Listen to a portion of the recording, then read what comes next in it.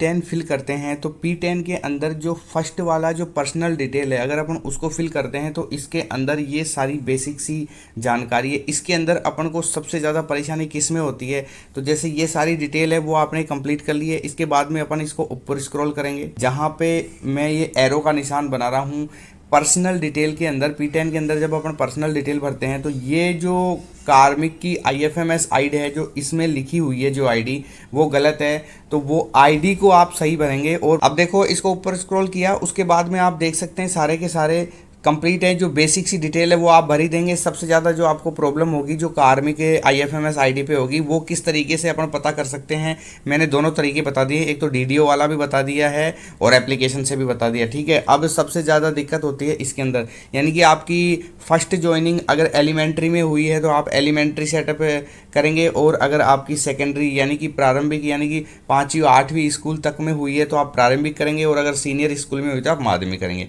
ठीक है। पंचायती राज में है तो पंचायती राज करेंगे, वो आपके आदेश में लिखा हुआ है बाकायदा, और अगर शिक्षा विभाग में तो शिक्षा विभाग में करेंगे, ठीक है। उसके बाद में सबसे पहले इसको लॉक नहीं करेंगे, सबसे पहले इसको सेव करेंगे, ठीक है। पर्सनल डिटेल की आपको इन्फॉर्मेशन आ गई है। देखो अब अपन बात करते हैं सेक्शन यानी कि एजुकेशन वाले टैब की। तो एजुकेशन वाले टैब में क्या करेंगे, आपको पता है कि आपकी 10वीं 12वीं ग्रेजुएशन और पोस्ट ग्रेजुएशन चारों इसमें लगी हुई है। अगर आपको और भी कोई अपनी जो योग्यता है वो ऐड करना है तो ऐड न्यू रो के अंदर चले जाएंगे, लेकिन आप इन चारों को एक बार ये देखेंगे कि ये पूरी अपडेट है कि नहीं है, ठीक। आप देख सकते हैं कि यहाँ पे पूरा का पूरा ग्रीन आ रहा है यानी अपडेट आ रहा है, ठीक है। अगर आप इसमें कुछ और भी इसमें कुछ फेरबदल करना चाहते हैं तो एडिट और डिलीट का ऑप्शन आ रहा है, आप दोबारा से कर सकते हैं, ठीक है। इन चार के अलावा अभी आपने इधर स्क्रॉल किया था, यहाँ पे ऐड न्यू रो है, ठीक है। तो शैक्षणिक के अंदर अपनी योग्यता कंप्लीट हो गई है। दूसरा जो स्टेप है यानी प्रशैक्षणिक है, ठीक है। इसके अंदर अपन क्या कर रहे हैं, आ गए हैं, इसको अपन ने खोल लिया, ठीक है। इसके खोलने के बाद में क्या है कि जैसे RSCIT, और अगर किसी ने ITI कर रखा हो और किसी भी प्रकार का अगर डिप्लोमा कर रखा है ना, यानी कि ये है diploma and PG diploma certificate. प्रशैक्षणिक के अंदर किसी भी प्रकार का आपने डिप्लोमा कर रखा है या फिर PG डिप्लोमा कर रखा है, उसकी डिटेल आपको इधर भरनी होती है, ठीक है। अब जैसे ही आप इसको इधर स्क्रॉल करेंगे और अगर आप और कोई नया डिप्लोमा जोड़ना चाहते हैं तो यहाँ आप क्या करेंगे, ऐड करेंगे, और ऐड करने के बाद में जैसे ही आप नया स्टेप हो गए हैं, अब चलते हैं अपना जो मेन है सर्विस का स्टेप, सेवा का स्टेप है। इसके अंदर देखो यहाँ से लेके यहाँ तक जो मैं आपको बता रहा हूँ आप इसको पढ़ सकते हैं अच्छी तरीके से, कोई भी ज़्यादा दिक्कत नहीं है, ठीक है। यहाँ पे आपकी फ्रॉम डेट से आप कंटिन्यू करेंगे क्योंकि आपने बीच में किसी भी प्रकार की सर्विस आपकी ब्रेक नहीं हुई है या कहीं और से और डिपार्टमेंट में गई, तो इसको कंटिन्यू करेंगे, ठीक है। और ये जो बाकायदा ये पूरी डिटेल लिखी हुई है, इसमें किसी भी प्रकार की कोई प्रॉब्लम नहीं आएगी, ठीक है। यहाँ पे जहाँ पे मैं ये एरो बना रहा हूँ, यहाँ पे आप देख सकते हैं ये जो ऑर्डर नंबर है, या तो आप अपने ऑर्डर के रेफरेंस नंबर डाल सकते हैं या फिर इसके जो अनुक्रमांक हैं यानी डिस्पैच हैं वो नंबर डाल सकते हैं, ठीक है। तो इसमें किसी भी प्रकार की कोई प्रॉब्लम नहीं है। आप यहाँ पे देखो, जहाँ पे मैं ये ब्रैकेट बना रहा हूँ, यहाँ पे देख सकते हो कि आपकी जो फर्स्ट पोस्टिंग है जो स्कूल में है या ऑफिस में है, कहाँ भी है, इन दोनों में से आपको क्या करना पड़ेगा, सेलेक्ट करना पड़ेगा, ठीक है। इसमें कोई प्रॉब्लम है। इसके बाद में अपन ऊपर स्क्रॉल करते हैं। मेरिट नंबर अगर आपके पास है तो आप भर सकते हैं, वरना कोई ज़्यादा नेसेसरी नहीं है, ठीक है। उसके बाद में आप अपनी कैटेगरी भर सकते हैं। अब कैटेगरी भरने के बाद में जो सबसे मेन जो बात है यानी कि अपन TPS करें या नॉन TPS करें, ठीक है। तो मैं आपको बता दूं सबसे ज़्यादा नॉन TPS ही होंगे। जो राजस्थान के कुछ ज़िले हैं, इसकी मैंने वीडियो बना रखी है, सोर्स में आप देख सकते हैं, TPS या नॉन TPS, ठीक है। तो सबसे ज़्यादा नॉन TPS करेंगे क्योंकि आपको पता है कि TPS वाले कुछ क्षेत्र हैं वो करेंगे। अब नियुक्ति का पद स्थायीकरण हो गया है, जैसे ही आप यस करेंगे आपको ये डिटेल भरनी पड़ेगी, और आप जैसे ही आप नो करेंगे ये डिटेल आपकी रिमूव हो जाएगी, ठीक। और अगर आप लास्ट में देख सकते हैं कि अगर एक्स सर्विसमैन है, यहाँ पे हाँ और ना आ रहा है, ये भी आप देख सकते हैं। यानी कि मेन तो आपका TPS और नॉन TPS है, तो आपकी सेवा का जो फॉर्मेट है वो भी आपका कंप्लीट हो गया है। अब देखो P10 के अंदर जो 5 नंबर का जो अपना जो स्टेप है वो है अपना स्टेप पदोन्नति यानी कि प्रमोशन, ठीक है। तो प्रमोशन के अंदर आपको दिखा रखा है कि क्या सेवा काल के अंदर पदोन्नति कार्यग्रहण अथवा पदोन्नति परित्याग किया है आपने। तो जैसे अगर आप नो करते हैं, ना ही तो आपने पदोन्नति पे कोई कार्यग्रहण किया है, ना ही उसका परित्याग किया है। परित्याग जैसे ही मैंने आपको यहाँ पे यस किया ही अपन इसको यस करते हैं तो आपके सामने ये वाला जो पूरा फॉर्मेट है खुला हुआ है। आप पोस्ट आपकी क्या है, सब्जेक्ट आपका क्या है, और कार्य ग्रहण या परित्याग की अपडेट भरेंगे, आपने कार्य ग्रहण किया है या परित्याग किया है। आपकी डीपीसी हुआ है, अगर आपकी डीपीसी हुई है तो आपके आदेश क्रमांक क्या है, आदेश की दिनांक क्या है और कार्य ग्रहण तिथि क्या है। ऐसे ही करने के बाद में आप इसको सेव कर देंगे और सेव करने के बाद में आपको यहाँ पे भी सेव का ऑप्शन आ जाएगा और उसके बाद में आप इसको लॉक कर सकते हैं। अब अपन अगले स्टेप में चलते हैं, फैमिली वाले में। ये वाला जो स्टेप है फैमिली वाला, इसको भी आपको बड़ी ध्यान से भरना है। आप मैरिड हैं तो मैं आपको इसको मैं पहले ही बता देता हूँ। देखो एक बार इसको मैं खोलता हूँ तो खोलने पे क्या है कि ये थोड़ा टाइम ले रहा है, तो लेकिन इसी में मैं आपको बता दे रहा हूँ कि अगर आप मैरिड हैं तो आप अपने जो शादी की डेट है वो अपने पास में रखें। किसी को नहीं ध्यान है तो वो उसमें भराया जाएगा। और आपके कितने लड़के हैं कितनी लड़कियां हैं ये ध्यान रखना, 2 से ज़्यादा नहीं होने चाहिए, ठीक है। आपकी पत्नी की डिटेल, आपके मम्मी पापा की डिटेल, पूरी की पूरी डिटेल यहाँ पे फिल कराई जाएगी। देखो P10 के अंदर फैमिली वाला टैब है, इसको अगर अपन ओपन करने के बाद में ये पेज आपके सामने खुलता है, ठीक है। यहाँ पे अपने पूरे परिवार के जो मेंबर है उनकी डिटेल आ रही है।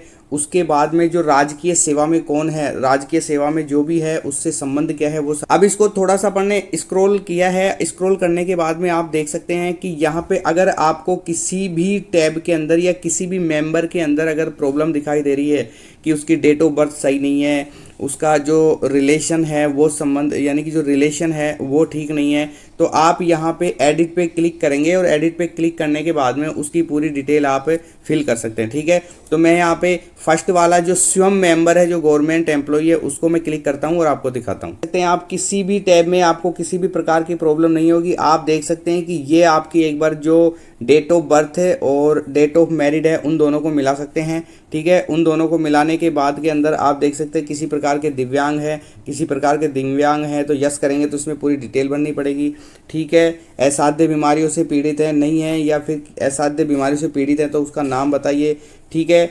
और अगर आपने कोई अंग दान किया है तो यस नो में जवाब देके आप उसको क्या करेंगे यहाँ पे नीचे अपडेट कर देंगे। जैसे ही आप अपडेट करेंगे वहाँ पे भी इस तरीके से आप अपने परिवार के जितने भी मेंबर हैं उन सभी को अपडेट कर सकते हैं, ठीक है। देखो P10 का जो अगला स्टेप है वो एड्रेस का है, पता का है। तो आप यहाँ पे देख सकते हैं, सबसे पहले तो आप यहाँ पे देखें कार्मिक का स्थायी निवास पता और उसके बाद में यहाँ पे है कार्मिक का वर्तमान निवास पता। तो जैसे कि अगर आप कहीं अलग रह रहे हैं, अगर आपके घर से दूर पोस्टिंग है तो वहाँ पे आप डाल सकते हैं वर्तमान का पता डालेंगे और आप ऊपर जहाँ पे आप रहते हैं, जहाँ पे आपका जन्म हुआ है 1 नंबर में वो डालेंगे और 2 नंबर में वो डालेंगे जहाँ पे आप वर्तमान में आप रह रहे हैं, ठीक है। तो इसके अंदर कुछ ज़्यादा नहीं है, आपको पता है स्टेट और डिस्ट्रिक्ट है, ब्लॉक है, ग्राम पंचायत है और पिन कोड नंबर, विधानसभा और लोकसभा, ठीक है। सेम इसी ही प्रकार से 2 नंबर वाले ऑप्शन में भी जो अगर आपका सेम है, आपकी पोस्टिंग आपके घर के पास में ही है तो आप दोनों में एड्रेस सेम डालेंगे, ठीक है। पूरा एड्रेस फिल करने के बाद में आप यहाँ पे इसको सेव कर देंगे। लॉक अभी बिल्कुल भी नहीं करेंगे, क्योंकि पहले एक बार अपनी पूरी डिटेल फिल करने के बाद में आप इसको लॉक करेंगे, ठीक है। तो आपका जो एड्रेस वाला स्टेप है वो भी कंप्लीट हो गया। अब चलते हैं अपने नेक्स्ट स्टेप में।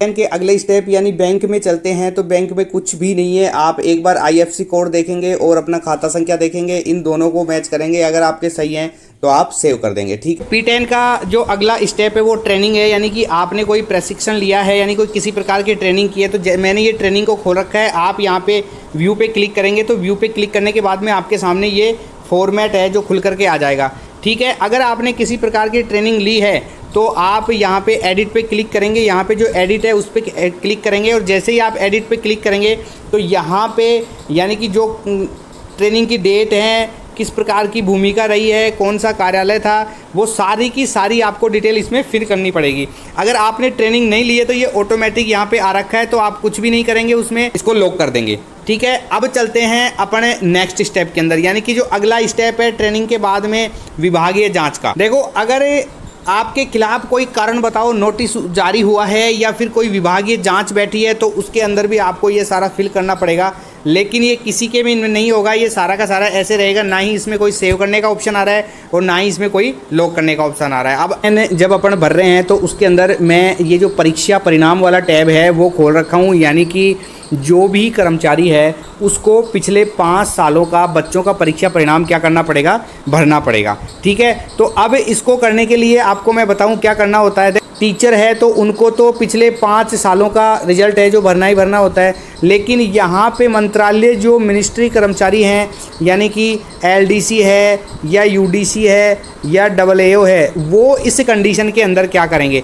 तो आप यहाँ पे देख सकते हैं, मैं इसको थोड़ा सा जूम आउट कर रहा हूँ। देखो आप यहाँ पे देख सकते हो कि अगर आप 2021-22 के सत्र को सेलेक्ट करते हैं, यानी कि आपको पता है कि यहाँ पे पिछले 5 सालों का रिजल्ट ले रहा है, ठीक है। तो आप यहाँ पे ये देख सकते हो कि अगर जैसे ही आपने सत्र डाला 2021-22, तो अब यहाँ पे है अध्ययन कार्य नहीं। अगर आप यहाँ पे जैसे ही मैं यहाँ पे अध्ययन कार्य पे क्लिक करता हूँ, उसके बाद में आ रहा है आप संस्था प्रदान है या कक्षा अध्यापन है या अध्यापन कार्य नहीं, क्योंकि आपको भी पता होता है कि एलडीसी और यूडीसी का अध्यापन का कार्य नहीं होता है, उनका सिर्फ ऑफिस का काम होता है। तो इसमें आप यहाँ पे क्या करेंगे, जहाँ पे मैं एरो बना रहा हूँ कि अध्यापन का कार्य नहीं, ठीक है। जैसे ही अपन अध्यापन का कार्य नहीं लिखेंगे तो सारे के सारे ये जो और ऑप्शन हैं ब्लर हो जाएंगे, किसी भी ऑप्शन पे कोई काम नहीं होगा, ठीक है। अगर आपको मैं एक कंडीशन और बता देता हूँ कि यहाँ पे अगर कक्षा अध्यापक लिखता हूँ तो देखो यहाँ पे सारा का सारा हो जाता है, और उसके बाद में अपन को क्या करना पड़ेगा, यहाँ पे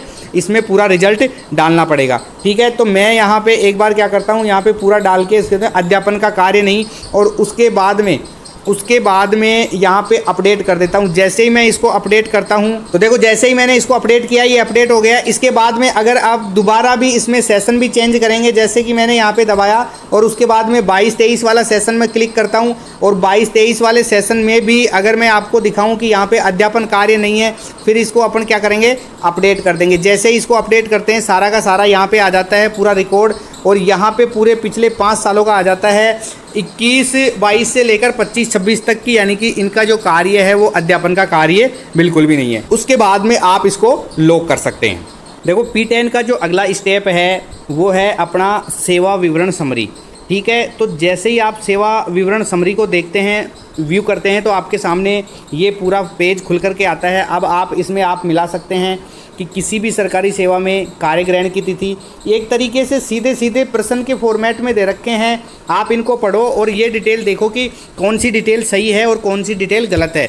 यहाँ पे पूरा का पूरा यहाँ पे बाकायदा जो आपकी डेट है, जो भी आपका लिखा हुआ है पूरा इसमें लिखा हुआ है, आप इसमें देख सकते हैं, ठीक है। इस चेक करने के बाद में आप यहाँ पे देखो, यहाँ पे नोट लगा हुआ है, यानी कि जो ऊपर जो भी आपको पूरी डिटेल मिली है, अगर वो सही है तो ठीक है, अगर वो सही नहीं है और अगर गलत है तो आप पीछे के जो जितने भी स्टेप थे P10 के, उनमें अगर किसी भी प्रकार का आपने कोई चेंज किया है और चेंज करने के बाद में भी यहाँ पे वो डिटेल सही नहीं आ रही है, तो यहाँ पे आप जैसे ही आप इस वाले टैब को क्लिक करेंगे तो ये ऑटोमेटिक सिंक होके वहाँ की डिटेल को मैच कर देगा, ठीक है। तो यही है इसका, ये जो पूरी की पूरी जो समरी है वो एक जगह है। अब बात कर रहे हैं अपने लास्ट वाले स्टेप की, यानी कि प्रोफाइल देखें और लॉक करें पूर्ण तरीके से। अगर आपकी प्रोफाइल ठीक है तो आप उसको यहाँ से क्या कर सकते हैं, लॉक कर सकते हैं, ठीक है। जैसे ही आप इस वाले टैब को क्लिक करते हैं तो आपके सामने ये पूरा फॉर्मेट खुल करके आ जाता है, और आप इसमें देख सकते हैं कि पूरी आपकी जो डिटेल है वो नीचे तक सारी की सारी ऐसे कि जो आपने फिल की थी